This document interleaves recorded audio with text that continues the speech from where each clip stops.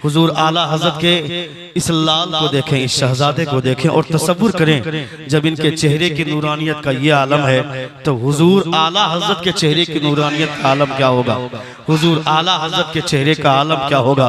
लायक तहसीन और काबिल मुबारकबाद हैं आप लोग। जो लोग बरेली को आंख दिखाते हैं उन्हें इस बात का एहसास होना चाहिए 150 साल तक मेहनत करें बरेली वाले और इतनी जल्दी पकोड़े तुम खाना चाहो, इतनी जल्दी बिरयानी तुम खाना चाहो, ये तसव्वुर भी मत करना, ये एहसास भी मत करना जब तक हुजूर ताजुश शरिया हुजूर आला हजरत के गुलाम रहेंगे वो तुम जैसे लोगों की पैरवी नहीं करेंगे। अल्हम्दुलिल्लाह हम सब हुजूर आला हजरत के चाहने वाले। जोर से एक बार हाथों को लहरा कर कहें या रसूल अल्लाह, और एक बार कहें या हबीब अल्लाह। वो हुजूर आला हज़रत लोग आज मजलिसी गुफ्तगू में बोला करते हैं कि हम अगर हुजूर आला हज़रत को नहीं मानते हैं तो क्या बिगड़ जाता है, हुजूर आला हज़रत को नहीं माने तो काफिर हो जाएंगे क्या। मैं कहता हूँ काफिर नहीं होगे, मगर तेरे अंदर की सियाही तेरी जबान पर बाहर आ रही है, समझ में आ रही है तेरी सियाही, तेरे अंदर का गुबार समझ में आता है। तुमको मालूम ही नहीं आला हज़रत कौन है। एक बाप के बहुत सारे बेटे होते हैं मगर जिस बेटे पर नाज उसके बाप को होता है वो बेटा बरेली का अहमद रजा है। एक उस्ताद के बहुत सारे शागिर्द होते हैं मगर जिस शागिर्द पर उस्ताद को नाज होता है वो शागिर्द बरेली का अहमद रजा है। एक मुरीद के एक पीर के बहुत सारे मुरीदीन होते हैं मगर जिस मुरीद पर पीर को नाज होता है वो मुरीद का नाम बरेली का अहमद रजा है। तुम्हें पता ही नहीं है पीर मुरीद तो मुरीद पीर बोलता है। अगर आज हम हुजूर आला हज़रत का नाम लेते हैं तो तुम्हें कांटे की तरफ चुभता है, तुमको बुरे लगते हैं हम, मगर हुजूर आला हज़रत के पीरो मुर्शिद सैयद आले रसूल मरहबी फरमाते हैं कि on the day of judgement when Allah almighty should ask from me what have you brought from earth for me I should present Ahmad Raza Khan.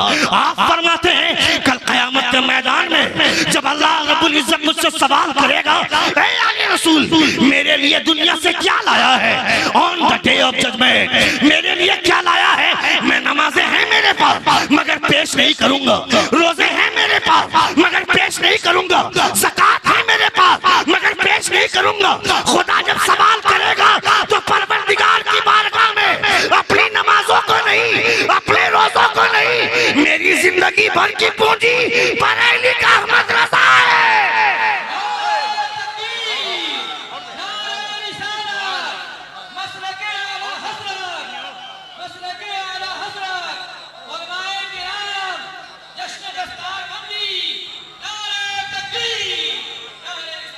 On the day of judgment, when Allah Almighty should ask from me, what have you brought from earth for me? I should present Ahmad Raza Khan. मैं बरेली का अहमद रजा पेश करूंगा।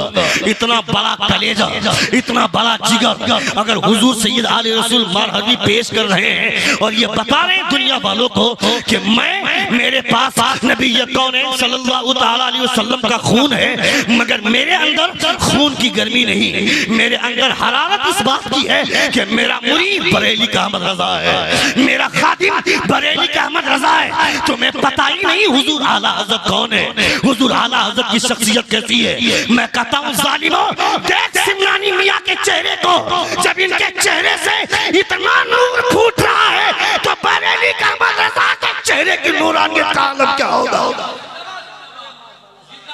बरेली के अहमद रजा के चेहरे की नूरानियत का आलम क्या होगा।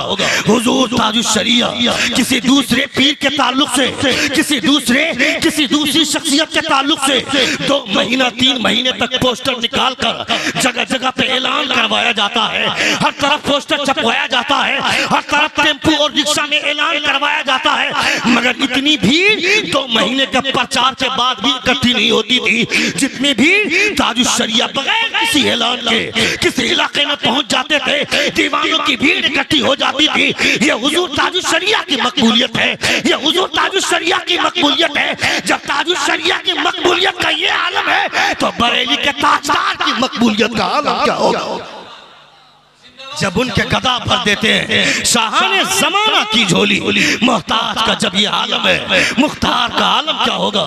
मगर तुम्हारे पास इन सब चीजों को जानने के लिए तुम्हारे पास टाइम कहाँ है। तुम अपने बुजुर्गों को पढ़ो, तुम अपने बुजुर्गों की तारीख पढ़ो, तुम्हारे पास इतना टाइम कहाँ है।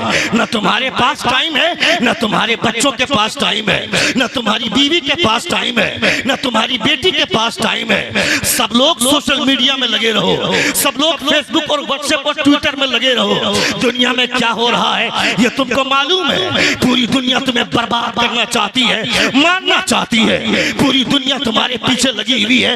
हर कोई तुम्हारी मौत का तमाशा देखना चाहता है। कौन है जो तुम्हें जिंदा देखना चाहता है? कोई नहीं, सिर्फ वो आमना कल्लाल है। हजरत आयशा फरमाती है मुस्तफा कमरे से कभी अंदर जा रहे हैं, कभी बाहर निकल रहे हैं, कभी अंदर जा रहे हैं, कभी बाहर निकल रहे हैं। आयशा सवाल करती है मुस्तफा ये क्या हो रहा है? कभी अंदर जा रहे हैं, कभी बाहर आ रहे हैं। मुस्तफा फरमाते आयशा आसमान का बादल देख रही हो? कहा हाँ या रसूलुल्लाह देख रही हूँ। कहा तुम्हें क्या लगता है क्या आसमान का बादल बारिश के कतरे गिराएगा?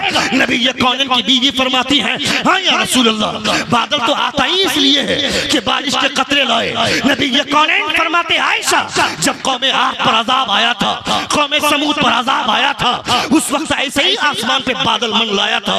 उन लोगों ने सोचा था कि बारिश आएगी, मगर हुआ क्या था?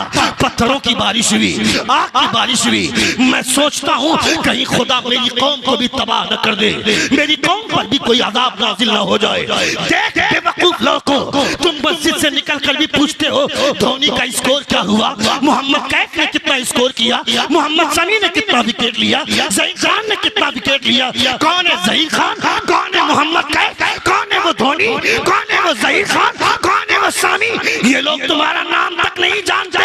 मगर मदीने में जो सरकार लेटे हुए हैं तुम उन्हें याद करो न करो, 24 घंटे मुस्तफा तुम्हें याद किया करते हैं। 24 घंटे मुस्तफा सोचते हैं तो तुम्हारे बारे में सोचा करते हैं।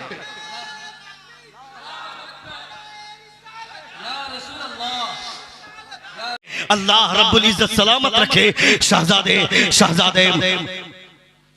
बरादर ताजु शरिया हज़रतुल अल्लामा मौलाना इमरान रज़ा खान उर्फ सिमनानी मियां, अल्लाह रब्बुल इज्जत ने जिन अखलाक से नवाजा है। बहुत सारे मशाइखीन को हम देखते हैं जो पहचानते तक नहीं है।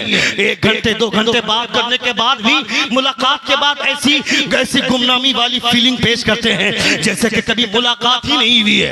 मगर हुजूर सिमनानी मियां के अखलाक का ये आलम है कि 100 50 20 साल के बाद भी, 15 साल के बाद भी, 5 साल के बाद भी मुलाकात हो तो खैरियत पूछते हैं, खाना खाया कि नहीं पूछते हैं, नाश्ता किया कि नहीं पूछते हैं। ये पूछना इसका मतलब है कि जब इनके अखलाक का ये आलम है तो आला हज़रत के अखलाक का आलम क्या होगा। जिनका अखलाक इतना शानदार होगा वो पीर झूठा हो ही नहीं सकता है।